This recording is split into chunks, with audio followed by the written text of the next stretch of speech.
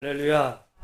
오늘 단비가 내리는 것처럼 여러분의 영적인 삶과 또 가정 안에 하나님의 축복의 단비가 늘 함께 하시기를 주의 이름으로 축복합니다.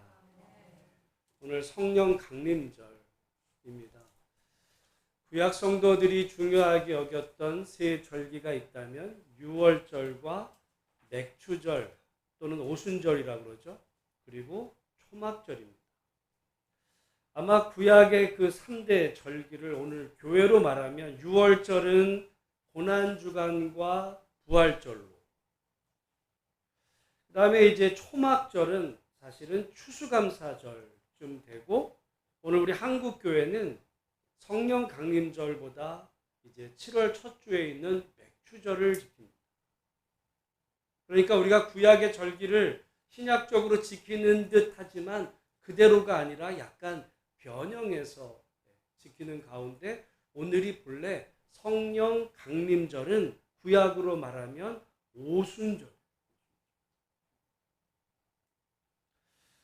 아마 우리 7월 첫 주에 맥추감사절 될 때 제가 그 말씀을 더 드리겠지만, 오늘 이 오순절은 우리가 사도행전에 보면 오순절날 마가 요한의 다락방에서 기도할 때 성령이 강림하신 것을 기념하여 지키는 절기가 성령 강림절이다. 오늘 우리 이 시간을 통해서 성령님이 어떤 분이시고 성령님이 무엇을 하시는가 하는 것을 말씀을 통해 확인해 보기 원하는데요. 우리가 아까 그 사도신경을 고백을 했어요. 사도신경. 아마 사도신경은 사람이 교회를 다니고 또 세례를 받으려면 아마 거의 암송을 해야 하는 그런 첫 단계인데, 가만히 보면 사도신경은 삼위일체 하나님에 대한 고백인데, 성부 하나님, 그 다음에 성자 예수님, 그리고 성령. 근데 사도신경을 여러분 자세히 보시면 하나님에 대해서는 수식어가 있어요. 뭐라 그래요? 전능하사 천지를 창조하신 하나님 아버지. 예수님에 대해서는 수식어가 아주 길죠. 그 외아들 예수 그리스도 쭉 길고. 그런데 성령에 대해서는 수식어가 있어요, 없어요? 수식어가 없어요. 성령은 뭐라 그래요? 그냥 성령을 믿사오며. 아니 왜 성부 하나님에 대해서나 성자 예수님에 대해서는 이렇게 수식어가 많은데 왜 성령에 대해서는 수식어가 없나?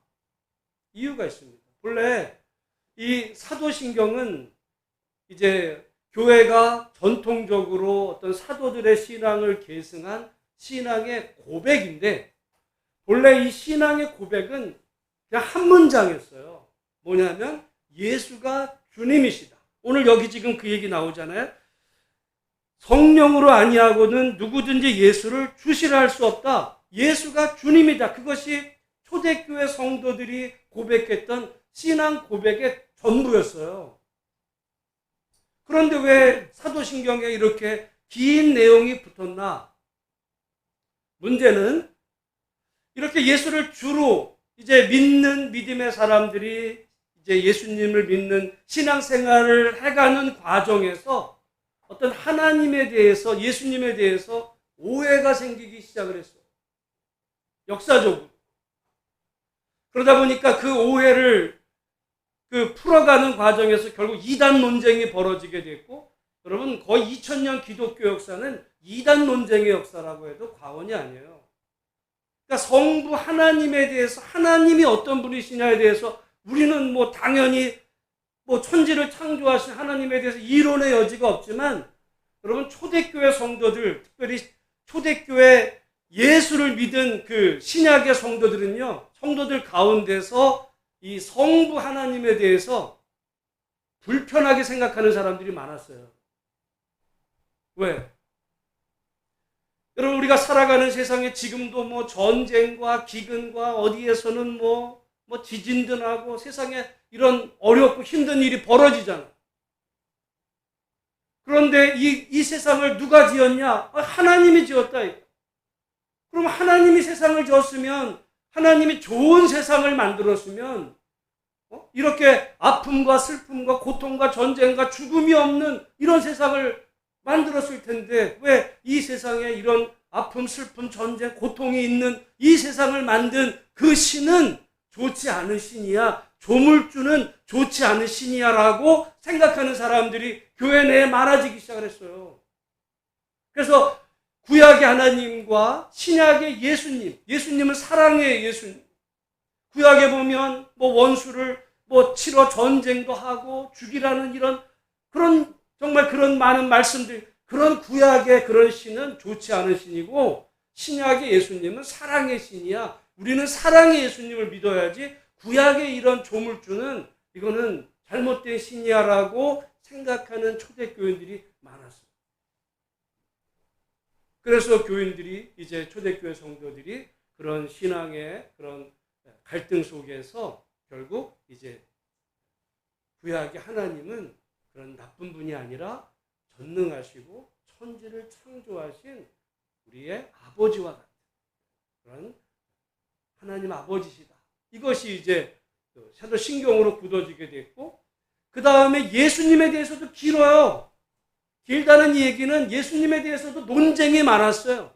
기독교 2000년의 역사는 예수님이 누구냐에 대한 이런 논쟁으로 인해서 예수님이 하나님이냐, 예수님이 인간이냐. 우리는 당연히 예수님이 100% 하나님이고 100% 인간이라는 것을 여러분 의심 없이 받아들이지만 이게 그냥 쉽게 결정된 게 아니에요. 수많은 사람들의 어떤 신학자들과 어떤 신앙인들이 예수님은 하나님이야, 우리가 볼 때 하나님이지, 그러니까 하나님인데 인간일 수가 없어, 이렇게 주장하는 사람들이 많아지게 됐고, 또 어떤 사람 무슨 얘기야, 예수는 인간이지 무슨 하나님이야, 이런 속에 예수님에 대해서, 예수님은 동정녀 마리아에 태어나시고 이런 쭉 이야기를 하시고 그가 다시 오실 것이다, 이런 신앙의 고백 속에 오늘 우리가 사도신경으로 쉽게 고백하지만 이 고백은요 정말 2000년 역사의 바른 전통을 만들어내기 위한, 신앙 생활을 하기 위한 우리 선조 신앙인들의 정말 부단한 그런 치열한 이단과의 투쟁 속에서 만들어진 신앙 고백인데, 그런데 뜻밖에도 성령에 대해서는 그 앞에 붙은 수식어가 없어요. 왜 그럴까요? 왜 성령에 대해서는 그냥 성령을 믿사오며요? 왜 앞에 수식어가 안 붙을까요? 논쟁이 없었어요. 성령의 논쟁이 없었어요. 그런데 오늘날 현대 들어와서 논쟁이 벌어졌어요. 현대 들어와서 이제 오순절 그래서 순복음 계열, 어떤 순복음 계통 속에서 이제 어떤 성령에 대해, 성령이 누구시냐, 성령의 어떤 세례 이런 문제에 대해서 논쟁이 벌어진 거는 사실은 현대 들어와서 그런 얘기지, 초대교회는요 성령에 대해서 논쟁의 여지가 없었어요. 왜? 그들은요 자연적으로는 도무지 예수를 믿을 수가 없었어요. 그래서 오늘 말씀에도 누구든지 성령으로 아니하고는 예수를 주라고 할 수가 없었어요. 실제로. 왜? 우리가 큰 관점에서 예수님 당시로 보면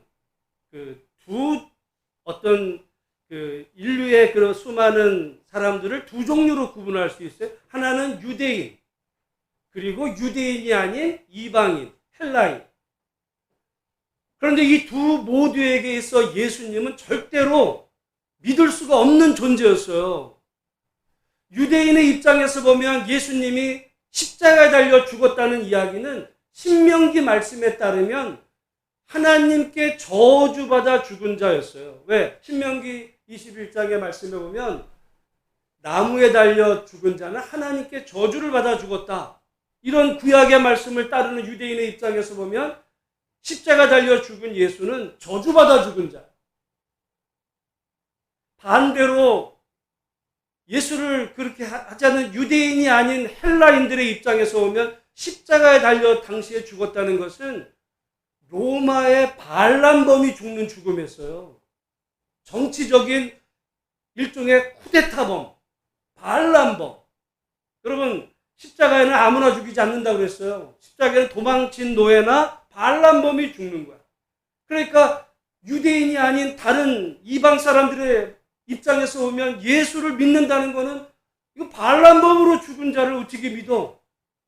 그러니까 도저히 유대인이나 헬라인이나 다 믿을 수가 없어요. 그래서 고린도서 말씀에 그 십자가에 못 박힌 예수는 유대인에게는 거리끼는 것이요 헬라인에게는 미련한 것이로다. 이렇게 말씀해요. 도저히 인간으로는 믿을 수가 없었던 거예요. 그런 예수를 초대교회 성도들이 이렇게 믿게 된 것은 그가 유대인이기 때문에 또는 무슨 뭐 배워서가 아니라 이거는 오직 이유가 하나였던 성령의 역사. 성령의 역사로 그 도무지 믿을 수 없는 조건에서 그리고 그 예수를 믿는다는 거는 그야말로 그 핍박이었거든요. 정말 자기의 그 모든 것을 희생할 각오였어요. 여러분 그렇지 않아요? 어떤 유대인이 예수를 믿는다고 할 때는 유대 공동체에서부터 말하자면 이제 쫓겨나야 되는 그런 어려움을 감당해야 돼요. 그리고 로마인의 입장에서 보면 예수님은 반란범의 수괴라고 생각하던 사람들의 입장에서 보면 예수 믿는 자들은 이거는 그 국가 반란범들이다. 이런 그 모함과 위협 속에서 예수 믿는다는 게 뭐 예수 믿으면 복 받아가지고 천국 가 이런 얘기가 아니라요. 어마어마한 목숨을 각오한 그런 신앙 생활을 할 수 있었던 그 이유는 딱 한 가지. 성령으로 아니하고는 될 수가 없어요. 그래서 성령이 누구신가에 대해 초대교회는 논쟁의 여지가 없어요. 그러니까 그냥 성령을 믿사오며 이렇게 된 거거든요. 물론 어떤 그 초대교회도 어떤 성령의 은사파 어떤 이런 약간의 뭐 갈등 정도가 있었지만 성령에 대해서는 논쟁이 없었는데 도리어 오늘 현대로 들어오면서 그냥 성령을 이론으로만 알다 보니까 여기에서 이제 오늘날 도리어 이제 성령으로 인한 신학적인 갈등이 오늘 현대교회 안에는 실제로 있습니다. 그럼에도 불구하고 우리가 성경적인 원리에 따라서 성령이 누구시냐? 성령은 여기 말씀에 예수를 주시라고 하는 것처럼 여러분 우리 한번 따라하겠습니다. 성령님은 예수님이 믿어지게 하시는 분이다. 여러분 오늘 우리가 많이 어떤 뭐 전도나 가족 구원을 위해서 아무리 노력을 해도요. 아무리 해도 안 되는 경우가 있어요. 아무리 해도 안 돼. 왜 그럴까? 물론 어쩌면 뭐 종교 생활은 성령 없이도 할 수 있어요. 종교 생활은. 뭐 어제 초파일이야.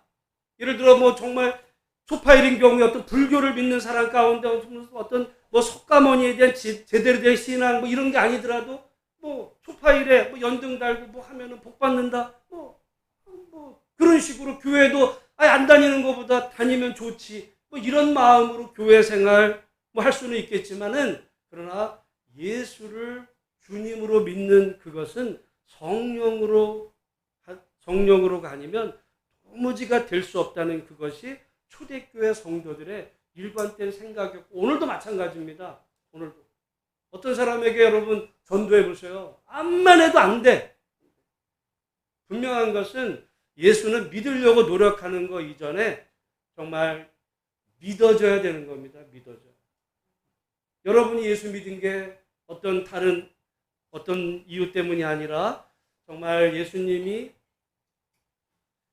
믿어지게 하신 하나님의 은혜 때문에 예수님을 믿게 된 것에 나를 믿어지게 하신 하나님 앞에 감사할 수 있는 복된 은혜가 있기를 주님의 이름으로 축복합니다.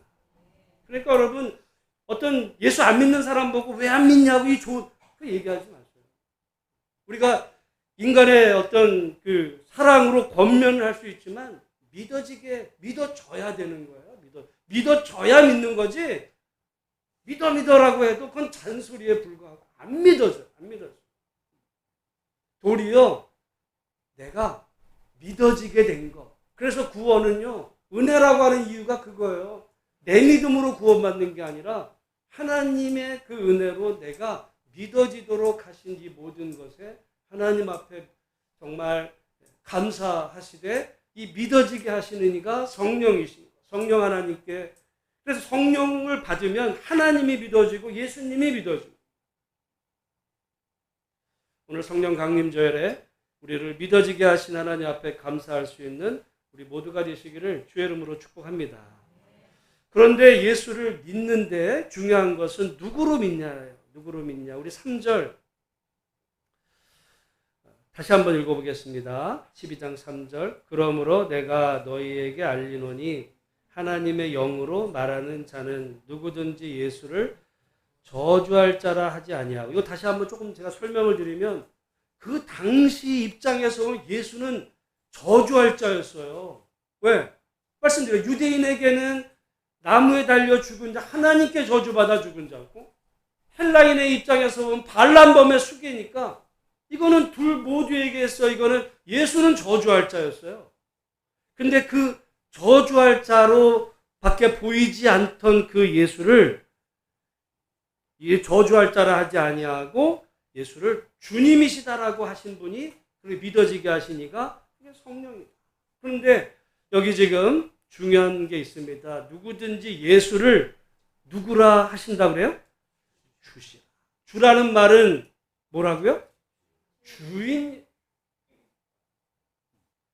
여러분 그냥 예수를 어떤 사람은 교회 다닌다고 예수 믿는 게 아닐 수 있어요. 교회 다니는 거지. 예수를 주님으로 믿는다는 것은 주인님으로 믿는 겁니다. 주인님. 주님으로, 주인님으로. 우리가 얼마든지 내가 주인이라고 생각하면서 신앙생활 할 수 있어요. 주인은 나야.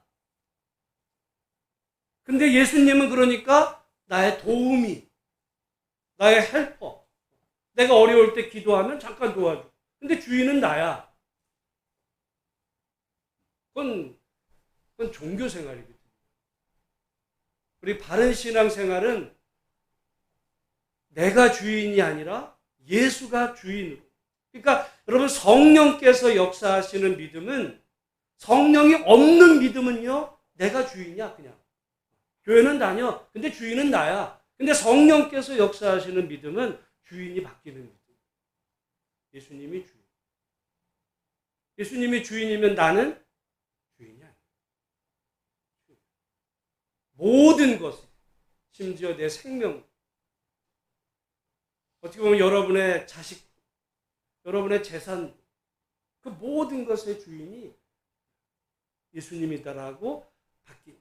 그래서 여러분 이것이 매우 의미가 있는 게, 제가 우리 아마 맥추절 관계돼서 이제 제가 정말 성경 읽다가 발견한, 어떻게 보면 저의 그 신앙에 정말 이렇게 그 큰 터닝 포인트가 되는 어떤 성경적 발견 가운데 하나가 맥추절에 관한 그 레위기 23장 22절 말씀.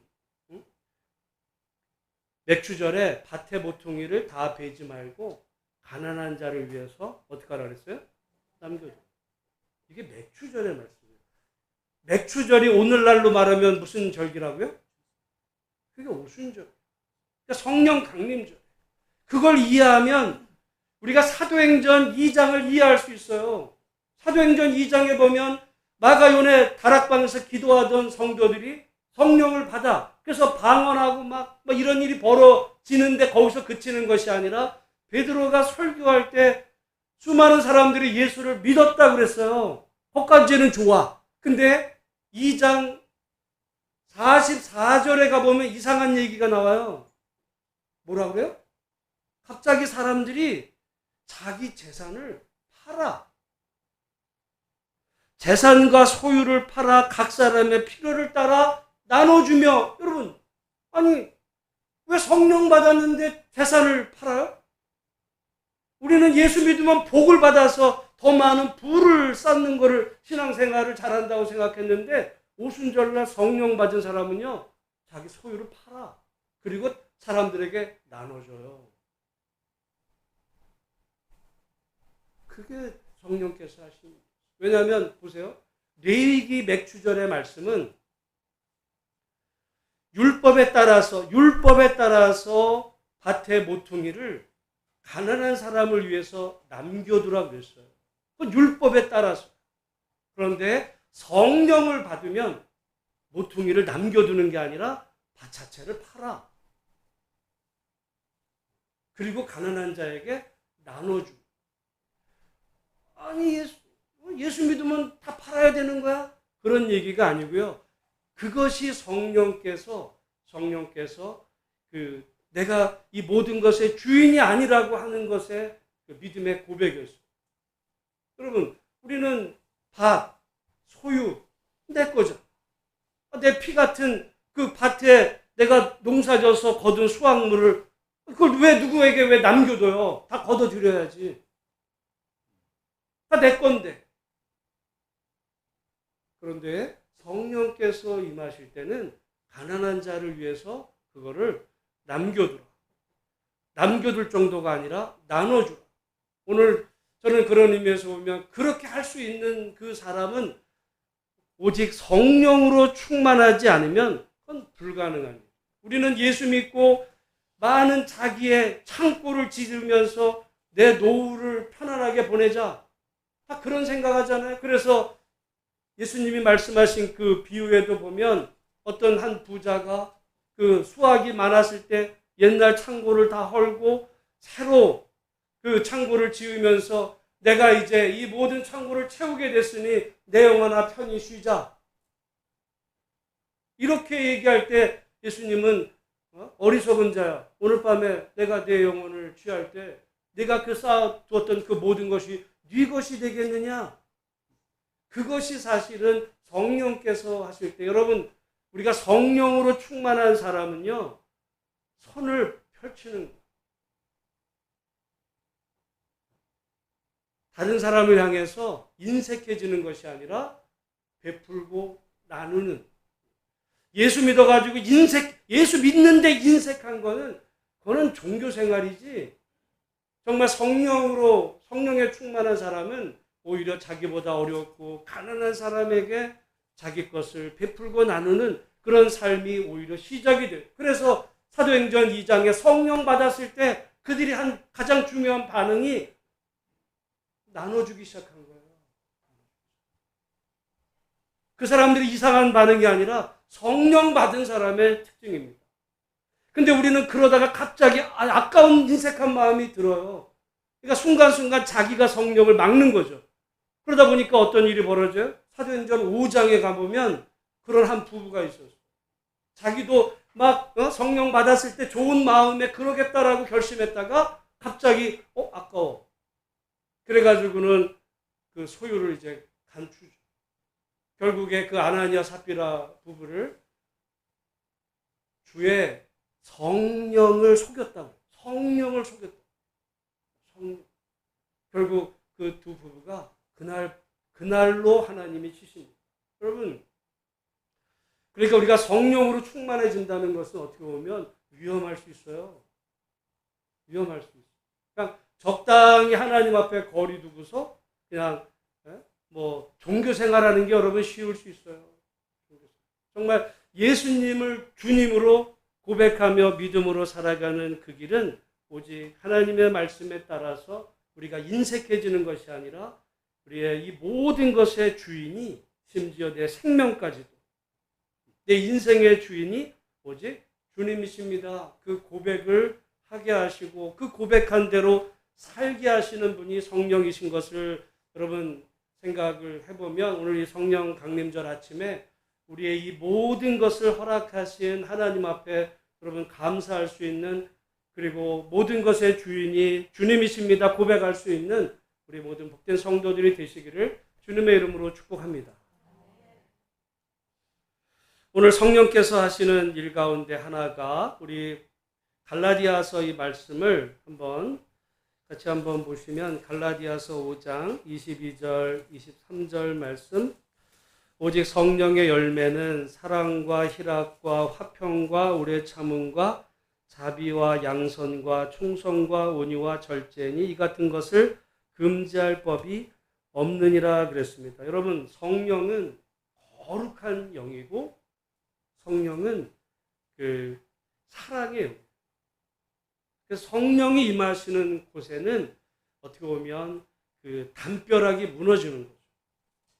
그래서 이 성령은 이미 에스겔서 말씀에서도 또 새 영을 너희 속에 두고 새 마음을 너희에게 주되 너희 육신에서 굳은 마음을 제거하고 부드러운 마음을 줄 것이며 또 내 영을 너희 속에 두어 너희로 내 율례를 행하게 하리니 너희가 내 규례를 지켜 행할지라고 말씀하며 성령은요 우리의 굳은 마음을 부드러운 마음으로 변화시키는 이가 성령입니다. 그러니까 성령 받은 사람은 마음이 부드러워요. 마음이 부드러워요. 근데 성령을 받았다고 하면서 마음이 인색해지거나 마음이 완악해진다면 그건 성령이 아니에요. 성령이 아니에요. 영적으로 보면 두 개겠죠. 자기의 영이거나 어떻게 보면 성령을 빙자한 다른 영일 수도 있어요. 오직 성령은 우리를 부드럽게 사랑의 사람 그렇게 그 갈등의 벽을 넘어가게 해주십니다. 그게 여러분 성령의 역사인데 오히려 우리가 사도행전에 보면 성령 받았다고 하면서 갈등이 벌어지는 예들을 우리 수도 없이 봐요. 가령 예를 들어 성령을 받았던 최초의 예루살렘 교회는 구제하는 문제로 두 파가 나눠 싸워. 헬라파와 히브리파. 그 교회 안에 예루살렘에 여러분 예수 믿는다는 게 그렇게 쉽지 않았거든요. 다시 말씀드리지만 당시 그들이 예수 믿는다는 것은 무슨 복 받은 게 아니라 정말 죽음을 각오하고 믿었던 그 예루살렘 내에서 히브리파와 헬라파가 구제 갖고 싸워요. 예루살렘 안에서 성령 받은 지 얼마 되지도 않아. 그리고 우리가 지금 이 성령에 대해서 얘기하는 예를 들어 고린도서 보면 고린도서에 니파 네파 해가지고 파당 싸움이 벌어진 게 고린도서예요. 예수 믿으면 희한하게 예수 믿는 사람들은 역사 속에 서로 싸워. 처음부터 그랬어요. 처음부터. 지금까지. 제가 볼 때 성령을 오해하는 성령은 부드러운 마음에서 그 담장이 낮아져야 되는데 이게 오히려 하나님을 믿는다 그러면서 하나님을 믿는다는 사람들에게는 사실은 어떤 절대적인 선의 기준이 있거든요. 근데 이게 진리야. 그래서 이 진리에서 벗어나는 것은 이게 사랑이 아니라 그때부터는 이제 갈등이 구제하는 문제. 심지어 헬라파와 히브리파가 왜 싸웠는지 아세요?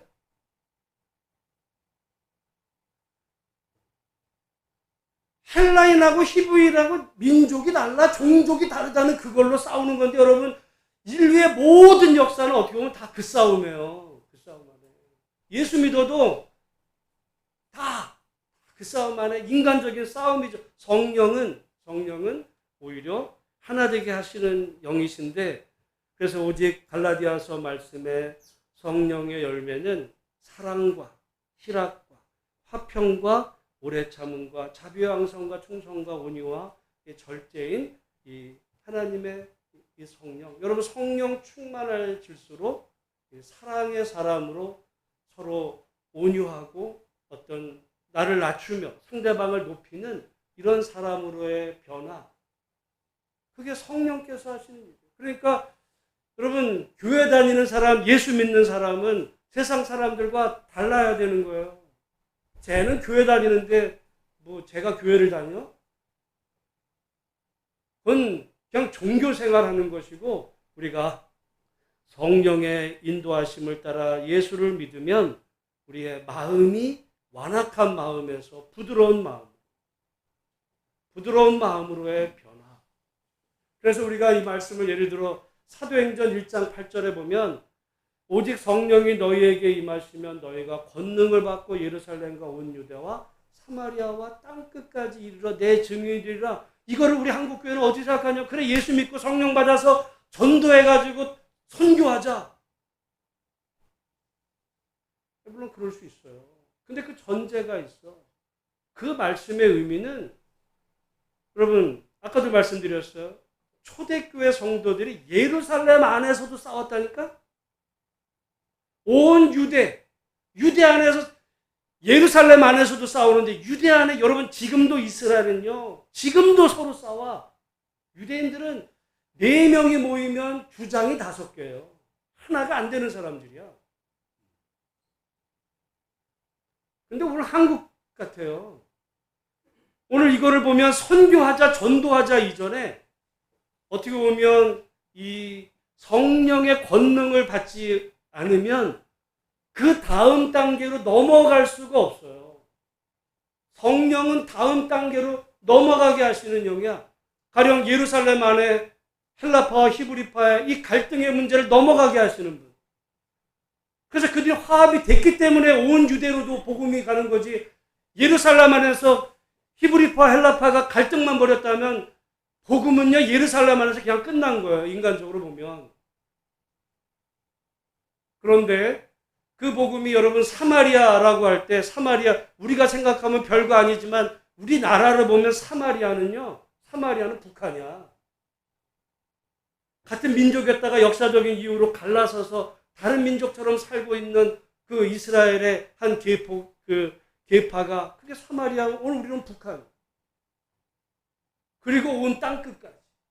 이거를 만약에 오늘 우리의 그 말씀으로 적용하면 우리 한국교회는 어떻게 보면 전도하고 선교하고 하지만 중심은 나야.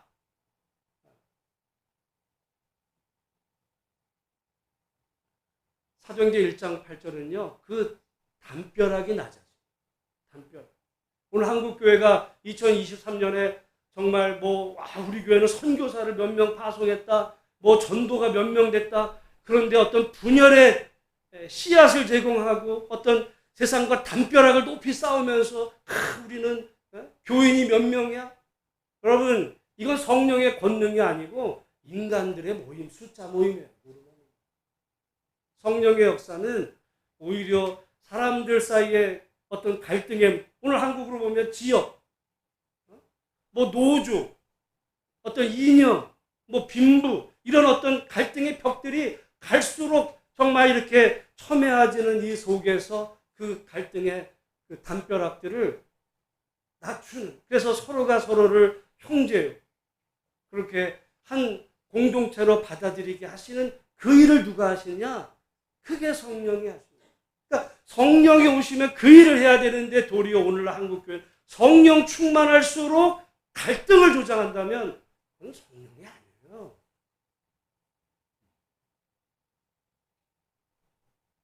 성령은 부드러운 마음이고 그래서 우리 새 마음 그래서 사람과 세상을 새로운 마음으로 바라보게 하시는 그분이 성령이신 것을 생각하면 우리 모두가 진정 성령으로 충만해질수록 그건 하나님으로 충만한 것이고 하나님으로 충만하면 나는 없어지는 거예요. 내 고집, 내 자아 또는 오직 오히려 하나님께서 우리의 주인이 되셔서 하나님의 말씀으로 세상을 바라보고 이웃을 그렇게 섬기는 하나님의 사람으로 살게 하시는 분이 성령이다. 그런 의미에서 우리 예수만교회 우리 모든 성도들이 정말 성령 충만하시기를 주의 이름으로 축복합니다. 그런데 그 성령은 결국 그 담벼락을 넘어서 그건 사랑은 확장이 되게 돼 있어요. 사랑의 확장.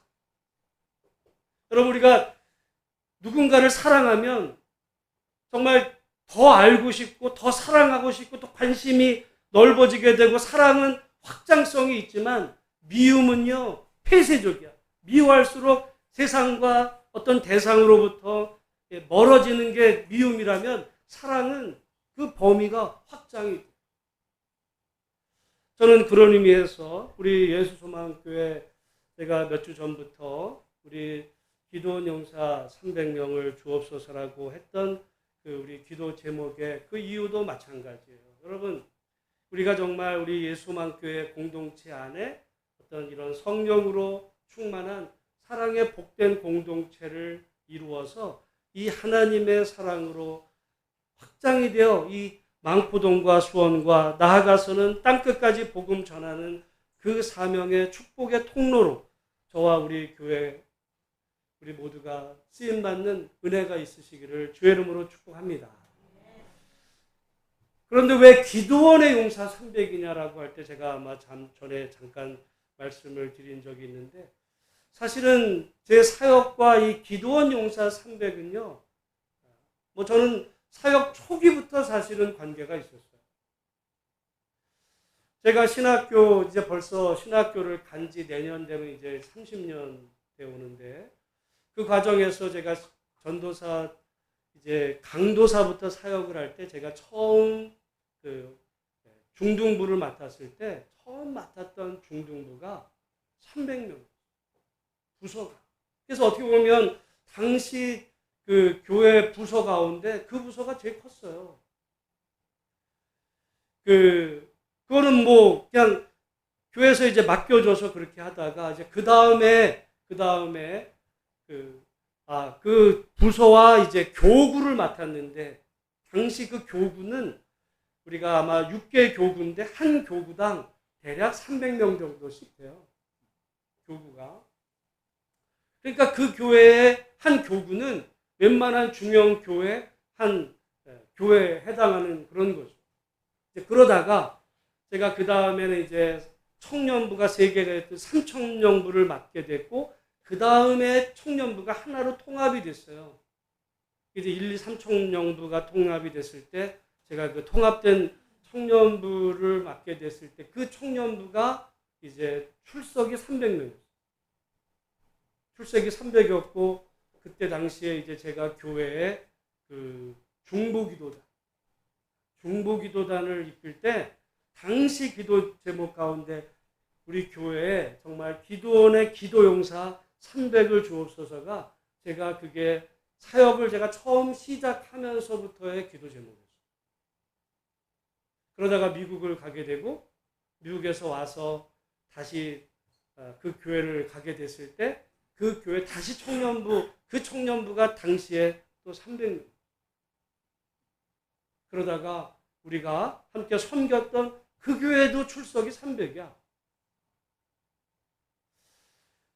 제가 의도했던 게 아니지만 제 목회 사역의 모든 여정 가운데 저는 기도원 용사 300에 대한 기도는 제 처음부터의 기도 제목이었고 우리가 앞으로 우리 예수소망교회가 어떤 교회가 되어 나아가야 할 때 숫자 어떤 그런 거라기보다는 뭔가 정말 우리 다음 세대들이 세워지고 예수님 오실 때까지 이 교회가 교회다운 그런 사명을 잘 감당하는 그런 밑바탕을 이루려면 우리가 어떤 교회가 되어야 될까 하는 그 기도 제목 가운데 기도원의 기도용사 300명을 다시 말씀드리게 된 이유 가운데 하나가 되고요.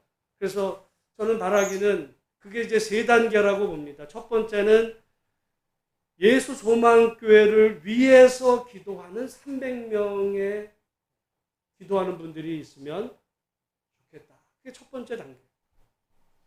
그래서 여러분들이 혹시라도 누군가에게 기도 부탁을 교회 나오라고 얘기하기 전에 우리 교회를 위해서 기도해달라고 하는 분들을 여러분들이 주변에 두면 기도 300명 기도할 수 있어요. 그럼 그분들이 교회 안 와도 기도해 줄 수는 있잖아요. 1차적으로 그 단계 이후에 이제 바람이 있다면 우리 교회 재적 일단 등록을 했지만 안 나오는 분일지라도 이름을 우리 교회에 이제 최적으로 두고 있는 300명. 그리고 나중에 나아갈 수 있다면 이제 등록 성도 300인데 제 경험으로 보면 등록이 300명이 출석이 300이 되려면 재적은 한 1000명은 돼요. 그런 겁니다. 그러나 우리가 어떤 숫자적인 그보다도 오늘 성령 강림절을 맞아 이 성령은 그 담을 넘어서 사랑의 그 확장을 이야기할 때 우리 정말 교회를 위해서 기도하는 여러분이 기도하실 때 알고 기도하시면 좋잖아요. 그래서 기도하실 때 우리 교회를 위해서 기도하는 기도용사 300명, 그리고 하나님께서 은혜 주셔서 우리 등록하는 성도 300명, 나아가서는 여러분 그럴 수 있죠. 여러분 솔직히 말해서 여러분 가족 중에 교회 지금 같이 와서 등록은 됐지만 안 나오시는 분 있잖아요. 그럼 등록이 300명 등록이 300이면 보통 한 출석은 3분의 1씩 가거든요. 그러니까 출석이 매주 100명이 좀 넘는 겁니다. 모르겠어요. 제 경험으로 그래요. 경험으로. 그래서 우리가 정말 우리 예수만 교회를 통해서 훗날 선교사도 파송하고 또 우리가 후대 우리 다음 주일학교 우리 다음 세대가 정말 이 교회 세워갈 믿음의 그런 후손들이 세워지는 일에 여러분 우리 모두를 하나님께서 부르셨으니 이 교회를 위해서 또 하나님 나라 복음 확장을 위해서 함께 기도에 힘쓸 수 있는 우리 한 분 한 분들이 다 되시기를 주님의 이름으로 축원합니다. 마무리하면 그 결국은 성령께서 하시는 일은 예수를 믿어지게 하시는 일이고, 두 번째는 그 성령은 우리가 예수님을 그냥 교회 다니는 게 아니라 주님으로 믿어지게 하시는 분이고, 세 번째는 그 성령은 우리에게 부드러운 마음을 갖게 하죠. 부드러운. 그래서 여러분 예수 믿는 사람은 부드러운 사람이 되어야 되는 거예요. 인상서부터 우리 어떤 마음의 자세서부터 우리의 부드러움, 성령께 그래서 사랑, 희락은 기쁨이거든요. 화평, 오래 참, 그러니까 참는 거죠. 온유하고 절제하고 그리고 충성하고. 여러분 이런 오늘 성령 강림절을 맞으면서 우리 모두가 그냥 성령이 구호가 아니라, 성령이 개념이 아니라, 초대교회 성도들은 배우지를 않았어요. 그냥 믿은 거예요. 성령. 오늘날 우리는 신앙에 대해서 많이 배워. 근데 지식으로만이지 이게 조금 전에 말씀드린 그런 단계로는 안 나가는 그런 부분이 있습니다. 그래서 성령 충만이 말씀 충만이고 우리 사랑의 충만이라는 사실. 그래서 정말 오늘 우리 현대교회 안에 하나님의 성령의 충만한 믿음의 공동체 세워가는 일에 우리 모두가 합력하는 은혜 있으시기를 주의 이름으로 축복합니다. 우리 찬송 182장 찬양하면서 준비하신 예물을 하나님께 드립니다.